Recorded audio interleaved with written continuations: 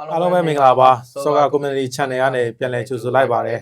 ဒီဘက်မှာကျွန်တော်တို့ထူးထူးခြားခြားဘောလုံးသတင်းများအစီအစဉ်ကိုတင်ဆက်ပေးသွားမှာဖြစ်ပါတယ်ဗောနော်ဒီအစီအစဉ်ကိုကျွန်တော် link နဲ့ကျွန်တော်ကိုပြိုင်းတော့ကနေပြီးတော့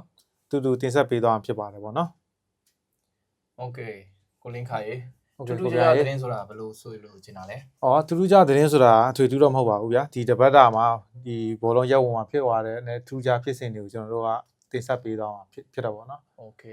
ကိုပြိုင်းရရောဒီတပတ်မှာထူးခြားပါသတင်းတွေတည်ကြမိတာရှိတယ်ဝေးမြပါအောင်ကျွန်တော်ဒီတပတ်မှာထူးခြားခြားဖြစ်သွားတာဆိုရင်တော့ပထမတစ်ခုကတော့ဗောနော်ကျော်ဂေါ်ဒန်ရဲ့အနီကန်နဲ့ပတ်သက်ပြီးပြောပြချင်တယ်ဗောနော်ဂေါ်ဒန်သူကဗောနော်ဒီနျူကာဆယ်နဲ့ဘရိုက်တန်နဲ့ပွဲမှာဂေါ်ဒန်ကနေပြီးတော့ဂျိုင်မက်ကစားသမားကိုဒီကိုထိလက်ရောက်ကျူးလွန်ခဲ့တဲ့အတွက်နီကတိုက်ရိုက်ထိသွားခဲ့တာဗောနော်အဲ့ဒါ FA ဖလားမှာဟုတ်တယ် FA ဖလားပြိုင်ပွဲမှာနှစ်သင်းလုံးကတော့ဒါ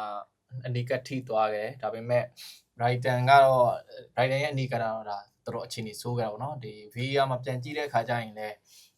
ကစားသမားရဲ့အပြုတ်မှုကဒါ professional မဆန်ဘူးဆိုတာတွေ့ရတာဗောနော်ဟုတ်လားသူဘလို့ဘာတွေလောက်လိုက်လို့လဲအဲ့လောက်ထိနေပါဒါမလဲလူကြုံဘောအနေထားနေပြီးတော့ကဲမကစားသမားနဲ့ body ချင်းရှင်းတဲ့အချိန်မှာလက်နဲ့တွန်းထုတ်လိုက်တဲ့အတွက်ဒိုင်နိုဂျီကနေပြီးတော့ VAR ကြည့်ပြီးတော့ဒါရိုက်တန်းပြီးတော့နေသွားတာဗောနော်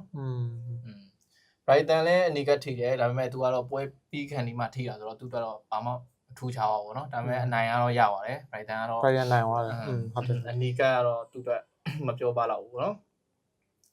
Newcastle အတွက်ကတော့နောက်တစ်ပွဲ Liverpool နဲ့ပြန်ပွဲတစ်ခုရှိနေတာဗောနော်ပြန်ပွဲဗာလဲဆိုတော့ကျွေးစိမ်းဖလားပြန်ပွဲရှိခဲ့တယ်ဗောနော်အဲ့တော့ဘိုလ်လူပွဲလားဟုတ်လားဟုတ်တယ်ဘိုလ်လူပွဲ final ဘိုလ်လူပွဲဆိုတော့ဒီ16ရက်နေ့မှာလာမယ်Newcastle ကတော့ဒီကစားသမားအကောင်တယောက်ဆုံးရှုံးသွားပြီပေါ့နော်အဲ့ပေါ့ Gordon သူဒါ professional မဆန်တဲ့အပြုမှုပေါ့နော်ဒါအတင်းတော့လည်းတော်တော်ထိခိုက်သွားတာပေါ့ဟုတ်တယ်ဒါမထင်မှတ်တဲ့ပြုမှုတွေဒီပွဲမှာတော့ဒါစောက်ကြည့်ရတော့ပေါ့နော်ဒီနီးပြ Newcastle နီးပြကတော့ဘယ်လိုအစားထိုးပြီးကစားသွားမလဲဆိုတာစိတ်ဝင်စားစရာပဲပေါ့နော်ဒါဆို Newcastle မိအနခါနာတော့ပေါ့ဟုတ်တယ်ဟိုပွဲမှာလည်းရှုံးတယ်ဒီပွဲမှာသူမပါဘူးဆိုတော့ဒါမိအနခါနာဟောနောက်ထပ်တစ်ခုပြောချင်တဲ့သတင်းကတော့ဗောနော်အာဆင်နယ်ပွဲအကြောင်းဗောနော်အာဆင်နယ်ကဒီလာပြီးခဲ့တဲ့9ရက်နေ့ချန်ပီယံလိမှာ9ဂိုးတဂိုးနဲ့အနိုင်ရခဲ့တဲ့ပွဲအကြောင်းဗောနော် PSV ကိုနိုင်သွားတာအဝေးကွင်းမှာနော်16တင်အဆင့်မှာသူ့အတွက်အဝေးကွင်းပွဲမှာနိုင်ပွဲရခဲ့တာဗောနော်ဒီပွဲမှာသူက9ဂိုးတဂိုးနဲ့နိုင်တယ်သူကချန်ပီယံလိသမိုင်းမှာစံချိန်တစ်3ခုတင်ခဲ့တယ်3ခုတော့ဘာတွေလဲပထမတစ်ခုကဒါသူတပွဲထဲမှာပဲမတူညီတဲ့ကစားသမား6ယောက်ကနေပြီးတော့ဂိုးသွင်းယူနိုင်ခဲ့တဲ့ပထမဆုံးအသင်းအနေနဲ့စံချိန်တင်ခဲ့တယ်ဗောနော်နောက်ထပ်တစ်ခုကဒီအဝေးကွင်းသူကလက်ရှိပြန်ခဲ့တာအဝေးကွင်းမှာတကန်ရတာဆိုတော့အဝေးကွင်းမှာ9ဂိုးနဲ့အထက်ရခဲ့တဲ့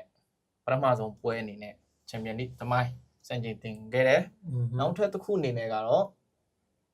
နောက်ဆုံးအဝေးကွင်းမှာဗောနော်ဒါအဝေးကွင်းမှာ16တင်အဆင့်ဆိုတော့16တင်အဆင့်ရှုံးထွက်မှာ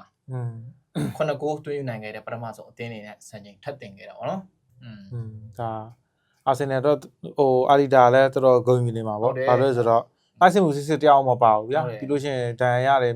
တကယ်ဟို main ကစားသမားဖြစ်တဲ့စာကာတို့ဘာလို့ဒဏ်ရာရတဲ့အချိန်တွေမှာလူငယ်တော့ပါနော်အကယ်ဒမီကလည်းဟိုအကယ်ဒမီက2ယောက်လောက်ပါတယ်ကျွန်တော်ကြည့်တာကစားသမားနဲ့နန်နော်ရီတို့ပါနော်ကွတိတွေဖြစ်နေတာဆက်ဟတ်တွေတဲ့နေဆက်တဲ့တို့ဗောဒါပေမဲ့လည်းဒီပွဲကတော့ရလက်ကတော့9ဂိုးတဂိုးဆိုပေမဲ့ PSV ကအာဆင်နယ်အိမ်ကွင်းမှာနောက်ထပ်ဂိုးတွေအများကြီးမသွင်းနိုင်ဘူးလို့ပြောနိုင်ဘူးလေဒါပေမဲ့တိတ်တော့မျှော်လင့်တော့မရဘူး9ဂိုးပြတ်ဆိုတာကြီးကပမာဏတော့စောက်ကြည့်ရမယ်အပတ်စဉ်တော့ရှိအောင်ပါဗောနော်ကဲတိတ်တော့ထင်ပါဦးတင်းတစ်ခုအနေနဲ့ဗားရင်းများပြောချင်သေးတယ်ကျွန်တော်ဒီပတ်မှာပြောမှာကဒီဟိုဂိုးသမားတွေကယ်ခဲ့တဲ့အတင်းအကြောင်းပေါ့နော်ပထမဆုံးတင်းကတော့လီဗာပူးပေါ့လီဗာပူးနဲ့ PSG နဲ့ချန်ပီယံလိပွဲစဉ်ပဲသူကဗျာလီဗာပူးအဝေးကွင်းဆော့ရတယ်လီဗာပူးအဝေးကွင်းဆော့တယ် PSG အိမ်ကွင်းမှာတော့ဆော့ရတာဗျာ PSG အိမ်ကွင်းမှာဆော့လီဗာပူးကလည်းအချိန်မဟုတ်တယ်ဗျာလက်ရှိပရီးမီးယားလိမှာလည်းအဆင့်1ဗျာသူ့ကိုအဲ့လိုကောင်းပါတယ်ဆိုလီဗာပူးတော့ PSG ကဘယ်လိုလောက်သွားလဲဆိုတော့ဘောလုံးပိုက်ဆိုင်80% ရာခိုင်နှုန်းအထိဖိကစားတယ်80 30လီဗာပူး80အထိကစားနိုင်တဲ့အတင်းကတော်တော်ရှားတယ်ဗျာမရှိတလောက်ပဲပြောရမယ်ဆိုဟုတ်တယ်အဲ့ဒါတောင်မှတကယ်ဟို first line အကြီးပဲတောင်းအောင်လီဗာပူးလဲပြီးတော့ဂိုးပေါက်ကန်တွင်မှုအနေနဲ့28ကြိမ်တော့လောက်ခဲ့တာ များတဲ့အရေးတော့နော် 29ချိန်မှာဟို clear can chance လို့ပြောရမှာအပိုင်အခွင့်ရေးက6ချိန်ဗျာအဲ့ဒါအားလုံးကိုလီဗာပူးကိုယ်တော်မှာအလီဆန်ဘက်ကလုံးဝသူကာကွယ်နိုင်ခဲ့ဗျာတကယ်ဟိုတကယ်သူလည်းအဲ့ဒီပွဲ MVP ရပါတယ်ထင်တယ်ကျွန်တော်အထင်မှန်တော့ရပါမယ်တော်တော်လည်းကောင်းတယ်ဗျာသူလာမကဲရင်ဘလို့မှအဲ့ဒီပွဲလုံးဝအသေးချာပေါက်ရှုံးမှာအဲ့ဒါကိုသူကတပွဲလုံးသူအဲ့လိုမျိုးသူအတင်းဟိုအပိုင်ခွင့်ရသူကာကွယ်ခဲ့တယ်အဲ့ဒီပွဲချိန်နှောင်းပိုင်းမှာပေါ့နော်လီဗာပူးတိုက်စစ်မှုဒါဝင်နူးနက်ကဟာဗေးလီယော့ကိုဖန်တီးပေးလိုက်တယ်ဟာဗေးလီယော့ကတွင်ပြီးတော့ဟိုမှာ1-0ဆိုရရလက်နဲ့အဲ့အပြန်လှခဲ့တယ်ပေါ့ဗျာဟို PSG အတွက်ကတော့စိတ်မကောင်းစရာပဲတပွဲလုံးဖိကစားထားပြီးတော့မှအလီဆန်ဘက်ကရဲ့လက်စွမ်းကသူမကြော်နိုင်ခဲ့ဘူးပေါ့နောက်တစ်ပွဲကြရင်နော်အဲ့နောက်တစ်ပွဲကတော့ဟိုပါပေါ့ဘာစီလိုနာမှာရှက်စစ်နီဟိုလက်စွမ်းပြခဲ့သူအဲ့ဒီဘာစီပွဲနဲ့လီဗာပူးပွဲနဲ့ကနှစ်တင်းလုံးကအဝေးကွင်းသဆော့တယ်နှစ်တင်းလုံး 0-1 ဆိုရရလက်နဲ့နိုင်တယ်နှစ်တင်းလုံးကဂိုးဓမ္မလက်စွမ်းပြတယ်တူတာတော်တော်များတယ်ဒါပေမဲ့တူတာတစ်ခုကတော့ဘာစီလိုနာကျတော့10ယောက်17ယောက်ဆော့ရတယ်ဗျာအနီကထိသွားတာပေါ့ဟုတ်တယ်ပွဲချိန်27မိနစ်မှာသူတို့လူငယ်နောက်ခံလူကူပါစီကအနီကထိသွားတယ်ဗျာအဲ့ဒီအနီကထိပြီးနောက်ပိုင်းမှာတရဇက်ကိုတိုက်တာပင်စီကသူတိုက်တဲ့ဟာတွေအားလုံးကိုလည်းလုံးဝစစ်နီကလက်စွမ်းပြပြီးတော့လုံးဝဟိုကာကွယ်ပြန်တယ်အတင်းကိုကယ်သွားတယ်ဗျာပြောရမှာဆိုရင်အဲ့ဒါမှာတောက်လျှောက်အပိုင်ခွင့်8ချိန်ထိအောင်သူကာကွယ်သွားတာစစ်နီကဒါပေမဲ့ခဏတော့ပုံများနော်ဒါဆိုရင်ဟုတ်တယ်8ချိန်ထိကာကွယ်သွားတယ်ဒါပေမဲ့ပွဲချိန်60မိနစ်မှာဟိုဟာကဗါတဲ့တောင်ပန်ကစားသမားရာဖင်ညာကတကူသွင်းပြီးတော့ 0-1 ဆိုတဲ့ရလဒ်နဲ့အနိုင်ရခဲ့တယ်ဗျာထိုင်လိုက်တဲ့နိုင်ခဲ့တယ်ပေါ့ဒါပေမဲ့ခဏတော့ပြောသူညီတဲ့အချက်တွေများရတော့ဗောနော်ဒီနှစ်ပွဲမှာဒါပေမဲ့နောက်တစ်ခါသူညီတဲ့တစ်ချက်တစ်ခုရှိတာဒီဂိုးသမား2ယောက်ကအရင်ကအသင်းသတင်းထဲမှာသူတို့စော့ခဲ့ဘူးလေထင်တယ်ဩကျွန်တော်မေ့သွားတာအဲ့ဒါဟုတ်တယ်ကျွန်တော်ဒီကအဲ့ဒါပြောချင်တာသူတို့2ယောက်လုံးကရိုမာအတင်းမှာသူတို့စော့ခဲ့တယ်2ယောက်လုံးတွဲစော့ခဲ့တယ်ပြီးတော့ရိုမာမှာစော့ပြီးဆက်စစ်နေရဗျာပြိုင်ဘက်ဟိုဟာယူဗင်တက်အတင်းကိုပြောင်းသွားတယ်ပြီးရင်ဒီအလီဆန်ဘက်ကအခုအတင်းပေါ့နော်လီဗာပူးပြောင်းသွားတာပေါ့အဲ့ဆိုရိုမာနော်ရိုမာအတင်းကကိုရိုမာတွေကိုထွေးမိလိုက်တာပေါ့နော်ကိုရိုမာကောင်းတော်ထွက်တယ်ရိုမာနောက်ထပ်တစ်ပုတ်ကရောနောက်တစ်ပုတ်ကတော့ဟိုမှာကိုပြိုင်တို့အတင်းမန်ယူအတင်း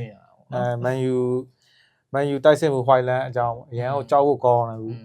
ကြောက်ဖို့ကောင်းတယ်ကိုမသွင်းလို့ဟုတ်တယ်ကျွန်တော်ပြောမှုဒါပေမဲ့ကိုမသွင်းအဓိကအဲ့ဒီကြောင်ပဲပြောချင်တာသူအခုဆိုရင်ဟွိုင်လန်ကကိုမသွင်းတာ19ပွဲဆက်ရှိပြီဗျာတိုက်စစ်မှုတယောက်အတွက်19ပွဲဆိုပမာဏကတော်တော်မဖြစ်တဲ့ဖြစ်တယ်မဖြစ်တဲ့ဘူးဗျာဒါကြီးကတော်တော်လည်းများတယ်ဗျာ19ပွဲဆက်ကိုမသွင်းဘူးဗျာဒါကြီးကတမခန့်နိုင်ကြတယ်ပြီးတော့ဒီရာဒီမှာသူက36ပွဲဆော့တယ်ဗျာ36ပွဲမှာ9ဂိုးပဲသွင်းတယ်ဗျာစဉ်းစားကြည့်တိုင်ပွဲဆုံးမှာ9ဂိုးပဲသွင်းတယ်ပရီးမီးယားလိမှာဆိုသူက22ပွဲဆော့တယ်2ဂိုးပဲသွင်းတယ်ဗျာမစိုးဘူးနော်ဒါဆိုဒီအတိတ်ပဲပရီးမီးယားလိမှာဆို17ပွဲဆော့မှာသူက3ဂိုးသွင်းတယ်ဆိုတဲ့အတိတ်ပဲဒါကြီးကဘလုံးဖြစ်တယ်မန်ယူတင်အခုရုံးကန်နေရဆိုတာဗျာပြောရမှာဆိုဒီတိုက်စစ်မှုတွေအဆုံးတန်ညံ့ပြင်းတာကြောက်လို့ပြောလို့ရတော့ရလားကိုကမန်ယူဖန်ဆိုပိုသိတာပေါ့တေးကြတာပေါ့နောက်ထပ်ပွဲ20မြောက်ပေါ့နော်လာမဲ့ပွဲ20မြောက်မှာဒါဟာလန်နဲ့ပါလာနိုင်ခြေရှိတော့နော်အဲ့တော့ဒီခါကျရင်လည်းစက်ကြီးထပ်တင်မလားဆိုတာကြည့်ရအောင်ပေါ့နော်ဒါမဲ့လာမဲ့နောက်တစ်ပွဲကလည်းအာဆင်နယ်နဲ့ဖိုင်လန်ဖြစ်နိုင်ကိုတွင်းနိုင်မလားတော့ကြည့်ရအောင်ပါပေါ့โอเคကောင်းပြီဒါဆိုကျွန်တော်ဒီအစီအစဉ်ကိုဒီမှာပဲရန်နာလိုက်ကြအောင်เนาะအားလုံးကျေးဇူးတင်ပါတယ်အားလုံးကျေးဇူးတင်ပါတယ်နောက်ဘက်မှာပြန်ဆောင်ကြမယ်